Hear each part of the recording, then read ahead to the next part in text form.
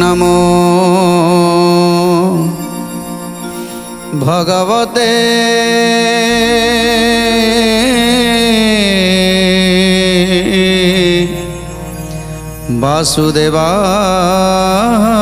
वासुदेवाय। ओम नमो भगवते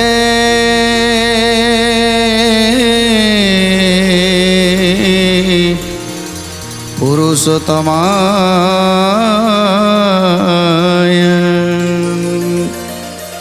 आमे निजको परिवर्तन करिबा पई चाहिबा सेतेबेले आमे निजको परिवर्तन करि परिबा।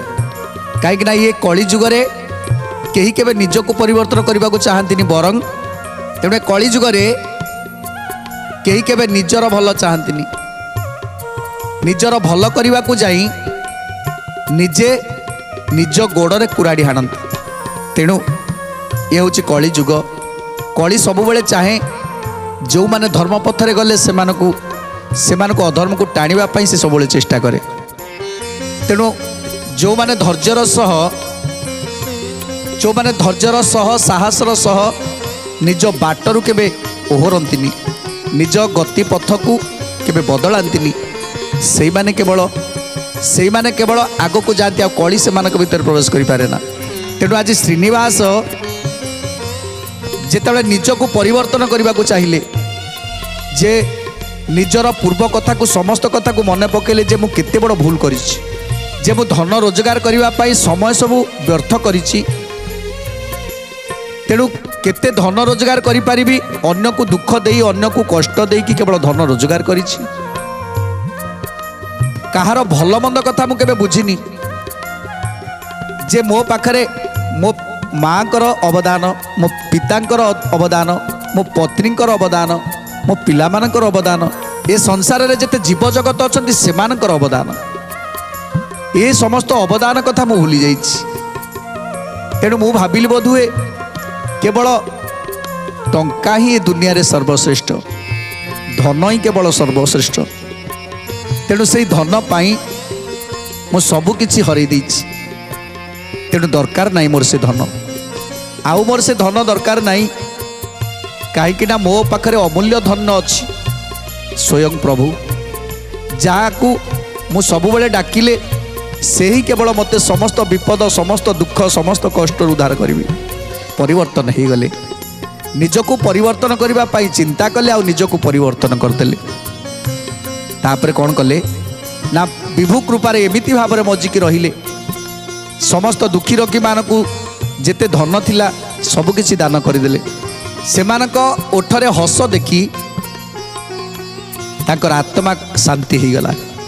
सतरे आज्ञा, जदि जने गरीब दुखीटे खाइबा को पाइनी, आपण ताकू जाई केते स्नेहरे आदर ताकू पाखरे बसई ताकू खाइबा को देले, तार जो टिकक हस, से जो आनंदर हस आनंदर लुह ता आखिरु बहीगला, सेटा ही एते बड़ पुण्य एते बड़ धर्म, जहाँकि आमको सबु सुख जमी मिल जाए। ता हसरे जमी आमर ए शरीर आत्मा सबकि पवित्र हो जाए। निश्चित चेष्टा करी देखिथिबे, निश्चित समस्त जीवन में एमती किसी आसीथिबो जे काहाकू ना काहाकू किसी साहाय्य करिसेंती, आ तार हसरे आपणकर मन आनंदित हो जाइछि, निश्चित होइथिबो।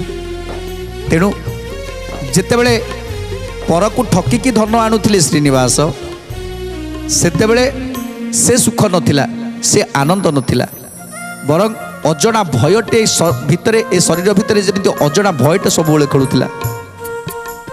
से भय भितरे आमे बंचिकी रहिथिले, तथापि सेतेरे सुख खोजुथिले। किंतु जेतेबेले आमे धन को छाड़ी देले, जे प्रभु जहाँ देवे सेतिकिरे मु संतुष्ट हो जिवि।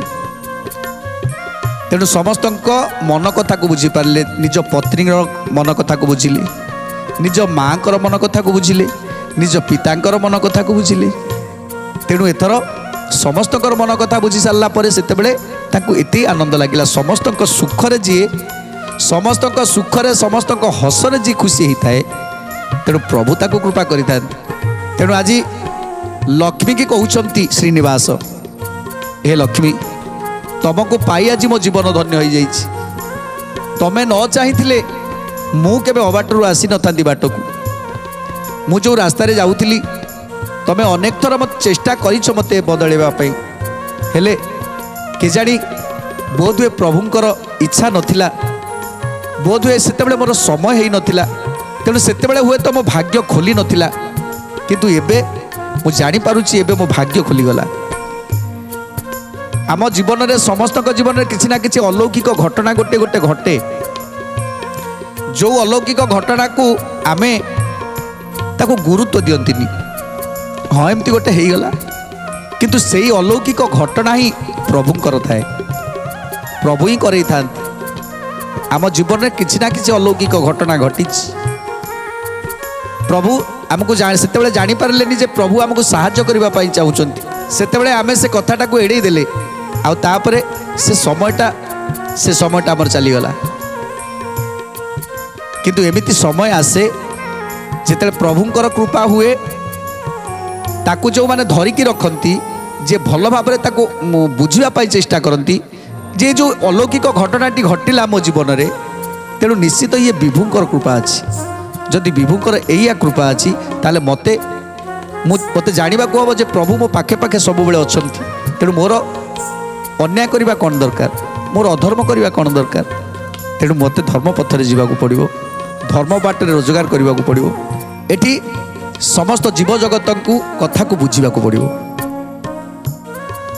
तेणु आज श्रीनिवास प्रभु पाद तले पड़ी सबु बेले प्रतिदिन सकाळु उठिले प्रभु को पूजा अर्चना करवा स्वामी स्त्री दुई जन पूजा अर्चना करी दुखी रखी को भोजन देले जेते दुखी रखी अच्छा सबुआड़े बुली बुली से कथा बुझिले तेणु से कौन कले ना जीव जंतु मैंने जो खरा दिने टिके शोष आउट पाउट होती पानी पीवाई से गोटे गोटे जगार पोखरी खोलीदे विराट विराट बड़ पोखरी खोलीदे आउ सबुठी किछि किछि गछ लगे गले कहीं जानी यही वृक्ष द्वारा ही मनीष बंचिकी रही ए वृक्षर अम्लजान आसिले ए मनीष बंचो तेणु से चिंता कले ना किछि किछि गछ लगेदेवी जहाँकि लोक मानकर किसी सहायता हम तेणु ये जो चिंताधारा सेतेबेले श्रीनिवास को लगिगला ये चिंताधारा जे केमिति निज कथा को न चिंता करी निजे दुखरे रही निजे कष्ट रही निज स्त्री को निज पिला को जेतिकी रखिबा कथा सेतिकी रखी निज पाई किछि चिंता न करी एथर अन्य कथा चिंता करने को लगिले। डाकी आनी दिन दुखी कांगाल ब्राह्मण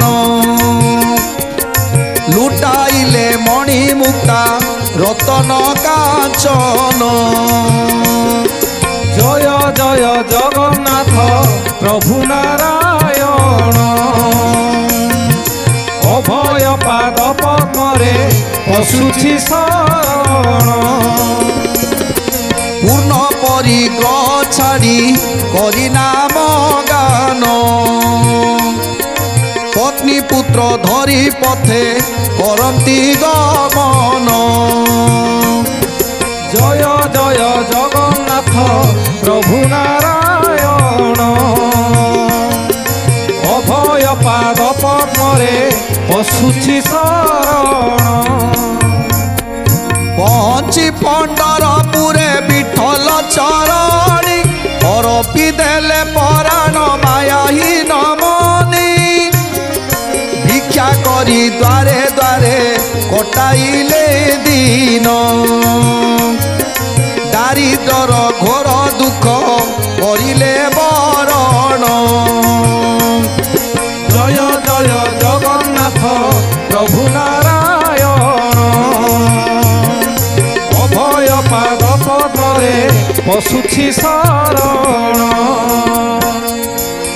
तेणु चिंता कले जे जीवन किसी माने नाही तेणु मते विठल चरण तले पड़ा पड़ो प्रभु श्रीकृष्ण चरण कमल निजक समर्पण होगा पड़ो तेणु सेई ग्राम को चलीगले जो ग्राम रे प्रभु रही विठल रही जो ग्राम रे तांकर गुरु थिले सेई ग्राम को चलीगले पंडरपुर विठल चरण रे निजक नियोजित करदेले। तांको परिवार सह समस्ते आज विभुंकर प्रार्थना कले, विभुंकर पूजा अर्चना कले। आउ तापरे चिंता कले किछि परिश्रम करने को पड़ो, तेणु किछि परिश्रम करी रोजगार कले। आउ सेई परिश्रम रोजगार निजे खाई अन्य को किछि दान करने कथा चिंता कले। केड़े बड़ परिवर्तन। आमे समस्ते भाविबा जे ये सब करिकी लाभ कौन अच्छी, निजे न खाई निजे न पी आमे अन्य को दान करवा।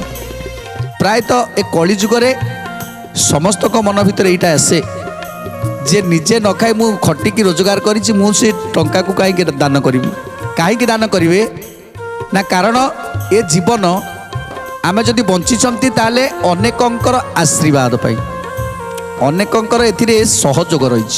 आमे बंचिबा भितरे आम पाई अनेक लोकंकर सहयोग रही बोली आमे बंचिछंती,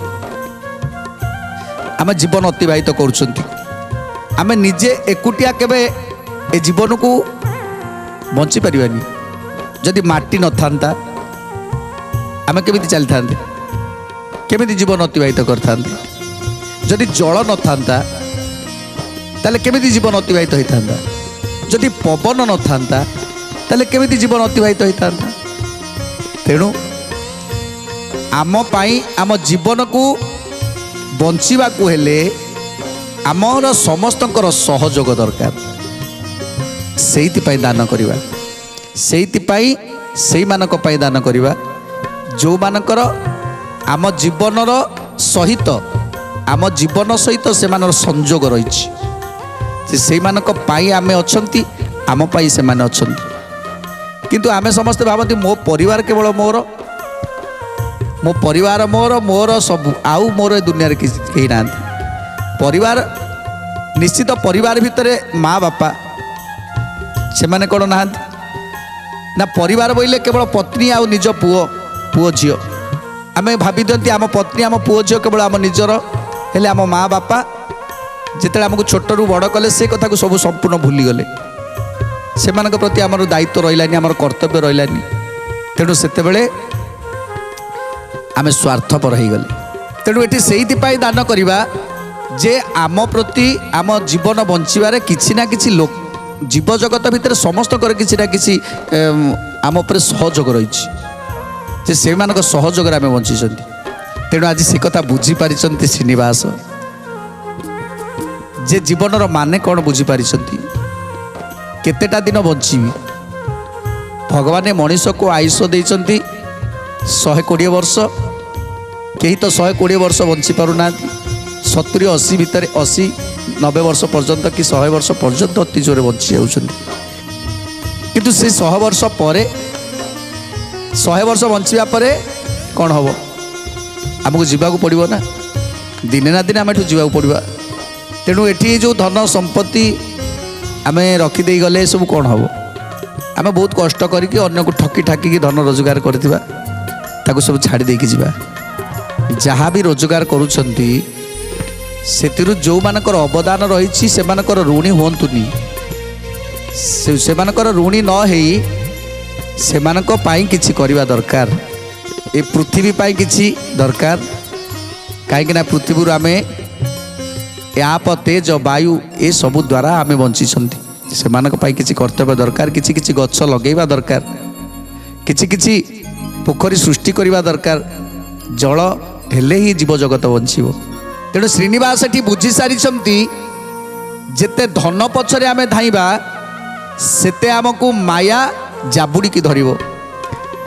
तेणु जो दिन आमे धन पछरे गोड़ेइबा छाड़ी दबा से दिन माया आम पाखरु दूरे जीवो।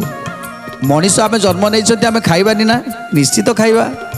कहीं भगवान जन्म देछि आम पाई पड़ी रखिछि। जोटी ना जोटी हेले आमको गोटे दिन रे आज दिन मते खाइबा को मिलिबो। जेमिति हेले जोटी हेले मिलिबो। प्रभु नहेले आनी कहा द्वारा ना कहा द्वारा प्रभु खाइबा को देबे। वस्त्रटे चिरी जाइछि, वस्त्रटे पिंधि पारुना, से वस्त्रटी निश्चित कौटू मिलिबो। जदि आमे ସେତିକି ଭରସା କରିଥିବା, ସେତିକି ବିଶ୍ୱାସ କରିଥିବା। ଆଉ ବିଶ୍ୱାସ ଭରସା ଆମର ଯଦି ନ ରହିବ ତାହେଲେ ଆମେ ସବୁବେଳେ ଏମିତି ଅବିଶ୍ୱାସ ହେଇକି ରହିଯିବା। ସବୁ କଥାରେ ଆମର ଅବିଶ୍ୱାସ। ଆଉ ଅବିଶ୍ୱାସ ଲୋକକୁ ସବୁବେଳେ ଏମିତି ପରୀକ୍ଷା ଦେଇଥାନ୍ତି ପ୍ରଭୁ, ଏମିତି ପରୀକ୍ଷା କରିଥାନ୍ତି ଯେ ସିଏ କେବଳ ପରୀକ୍ଷାରେ କେବଳ ଛନ୍ଦି ହେଇଯାଏ ଯେଉଁମାନେ ଅବିଶ୍ୱାସ କରନ୍ତି। ପଣ୍ଡରପୁରରୁ ଆସି ଯେତେବେଳେ ଜବନ ଧାଡ଼ି ଦେଲା ସେତେବେଳେ ବିଜୟନଗରରେ ଆସି ବାସ କଲେ। ବିଜୟନଗରରେ ଥିଲେ ତାଙ୍କର ଗୁରୁ କୃଷ୍ଣ ପ୍ରସାଦ, କୃଷ୍ଣଦେବ।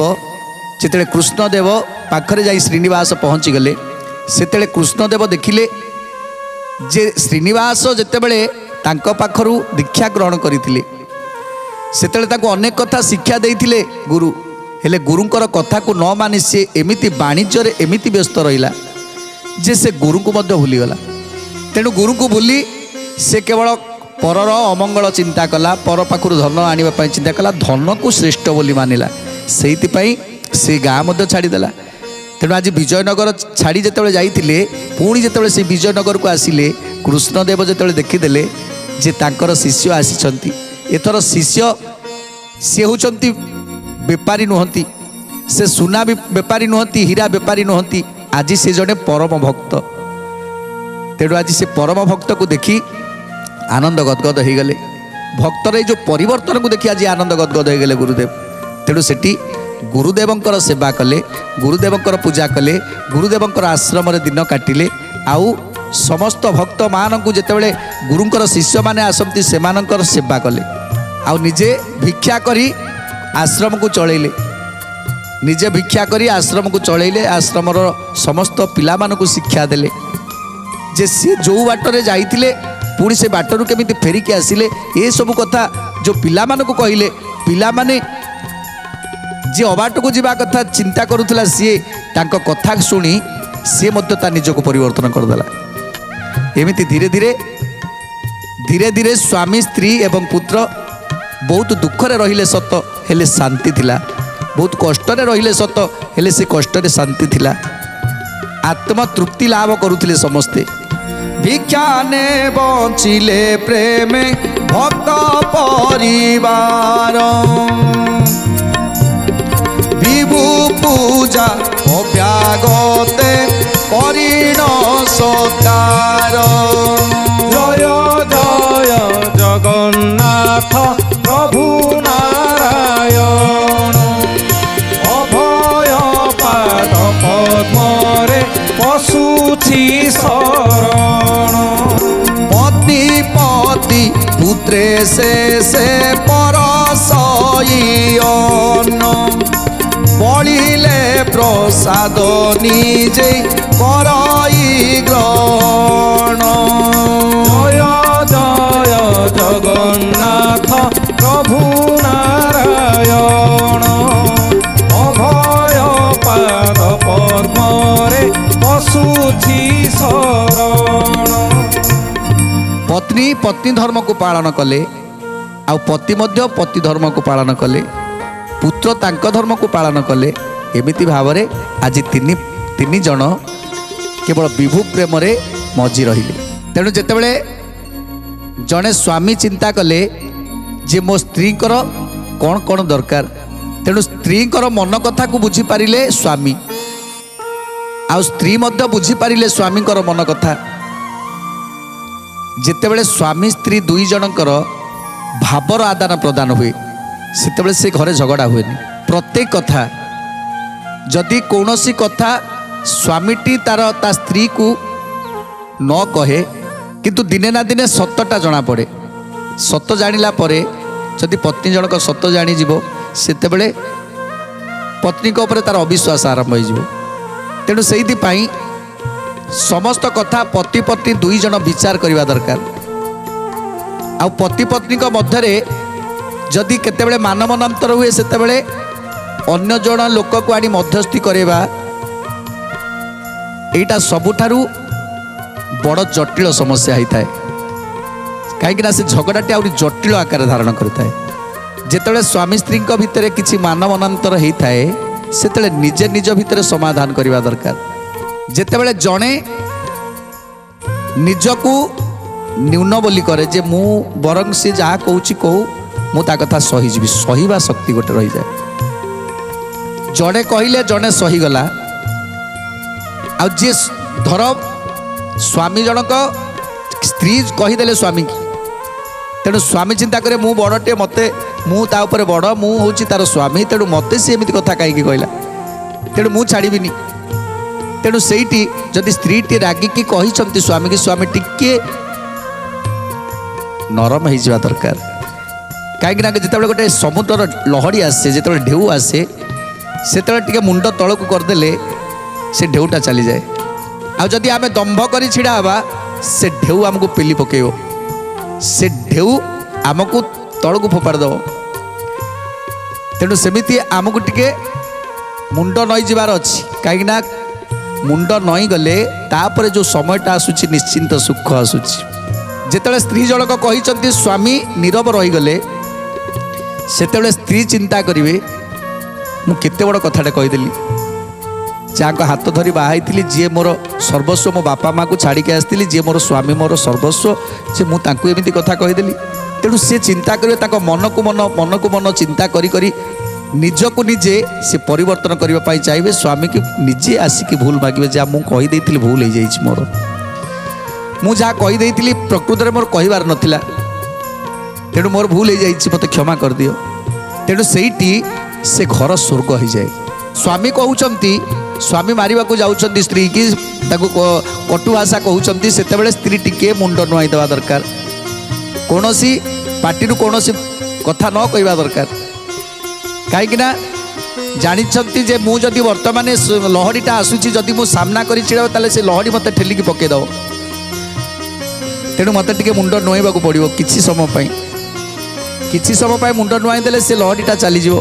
ଆଉ ତାପରେ ମୋ ଜୀବନରେ ପୁଣି ସୁଖ ହିଁ ସୁଖ। ଯେତେବେଳେ ପତି ଜଣକ କିଛି ନ କହିବେ, ମୁଣ୍ଡ ତଳକୁ କରିଦେବେ, ସ୍ୱାମୀ ଜଣ ସେଇଠି ଚିନ୍ତା କରିବେ ଯେ ପ୍ରକୃତରେ ମୋର କିଛି କହିବାର ନଥିଲା, ମୁଁ ରାଗିକି ସିନା କହିଦେଲି, କିନ୍ତୁ ୟା ଫଳରେ ମୋର ନିଶ୍ଚିତ କିଛି ଅସୁବିଧା ହେବଲା, ନିଶ୍ଚିତ କିଛି ଅସୁବିଧା ହେବ। ତେଣୁ ଏଇଭଳି ଭାବରେ ଗୋଟେ ପରିବାର ଯଦି ସ୍ୱାମୀ ସ୍ତ୍ରୀ ଦୁଇ ଜଣ ଠିକ୍ ରହନ୍ତି, ନିଜର କଥାକୁ ବୁଝିପାରନ୍ତି, ତାହେଲେ ତାଙ୍କର ଯେଉଁ ପିଲାଟି ହେବ, ସେ ପିଲାଟି ମଧ୍ୟ ସେଇ ସଂସ୍କାରରେ ବଢ଼ିବ। ପିତାମାତାଙ୍କର ଯେଉଁ ଝଗଡ଼ା ହୁଏ, ଯଦି ପ୍ରତିଦିନ ବାପା ମାଆଙ୍କର ଝଗଡ଼ା ହେଉଛି, ତାହେଲେ ପିଲା ଉପରେ ପ୍ରଭାବ ପଡ଼େ। ତେଣୁ ପିଲାଟି ଚିନ୍ତା କରେ ଯେ ବୋଧହୁଏ ସଂସାରଟା ଏଇଆ, ତେଣୁ ସେ ନିଜକୁ ଆଉ ପରିବର୍ତ୍ତନ କରିପାରେ ନା। ତେଣୁ ପିଲାଟି ମଧ୍ୟ ଅସଂସ୍କାରୀ ହେଇଯାଏ। ତେଣୁ ସବୁବେଳେ ଚିନ୍ତା କରିବା, ନିଜ ପରିବାରରେ ସବୁବେଳେ ଭଲ ରଖିବା ପାଇଁ ନିଜ ଭିତରେ ନିଜ ସ୍ନେହ ପ୍ରେମ ବାଣ୍ଟିବା ଦରକାର। ନିଜ କଥା ପତିଟିଏ ପତ୍ନୀ ଆଗରେ କହିବା ଦରକାର, ପତ୍ନୀ ଏବଂ ପତିକୁ ସବୁ କଥା କହିବା ଦରକାର। ମନର କଥା ସବୁକିଛି ଯେତେବେଳେ ଦୁଇ ଜଣଙ୍କ ଭିତରେ କଥା ହେଇଯିବେ ନା, ସେତେବେଳେ ନିଶ୍ଚିତ ସେ ଘର ସୁନ୍ଦର ହେବ। ଆଜି ଯେମିତି ଦୁଇ ଜଣଙ୍କର ପରିବର୍ତ୍ତନ ହେଇଛି, ଶ୍ରୀନିବାସ ଏବଂ ଲକ୍ଷ୍ମୀଙ୍କର, ଏବଂ ତାଙ୍କର ପୁଅ ସିଏ ମଧ୍ୟ ଆଜି ସଂସ୍କାରୀ ହେଇଯାଇଛନ୍ତି। ସିଏ ମଧ୍ୟ ବାପା ମା ଆଜି ଠାକୁର ପୂଜା କରୁଛନ୍ତି, ମୁଁ ମଧ୍ୟ ଠାକୁର ପୂଜା କରିବି। ବାପା ମା ଆଜି ଦାନ ଧର୍ମ କରୁଛନ୍ତି, ମୁଁ ମଧ୍ୟ ଦାନ ଧର୍ମ କରିବି। ତେଣୁ ଏଇସବୁ ତା ଭିତରେ ମଧ୍ୟ ପ୍ରବେଶ କଲା। ତାପରେ କ'ଣ ହେଲା, ସୁନ୍ଦର କଥା ଜାଣିବା ପରବର୍ତ୍ତୀ ଅଧ୍ୟାୟରେ।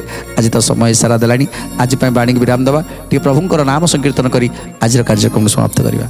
ଶ୍ରୀମନ୍ନାରାୟଣ ନାରାୟଣ ନାରାୟଣ, ଶ୍ରୀମନ୍ନାରାୟଣ ନାରାୟଣ ନାରାୟଣ, ଶ୍ରୀମନ୍ନାରାୟଣ ନାରାୟଣ ନାରାୟଣ, ଶ୍ରୀମନ୍ନାରାୟଣ ନାରାୟଣ ନାରାୟଣ, ଲକ୍ଷ୍ମୀ ନାରାୟଣ ନାରାୟଣ ନାରାୟଣ, ଲକ୍ଷ୍ମୀ ନାରାୟଣ ନାରାୟଣ ନାରାୟଣ, ଲକ୍ଷ୍ମୀ ନାରାୟଣ ନାରାୟଣ ନାରାୟଣ, ଲକ୍ଷ୍ମୀ ନାରାୟଣ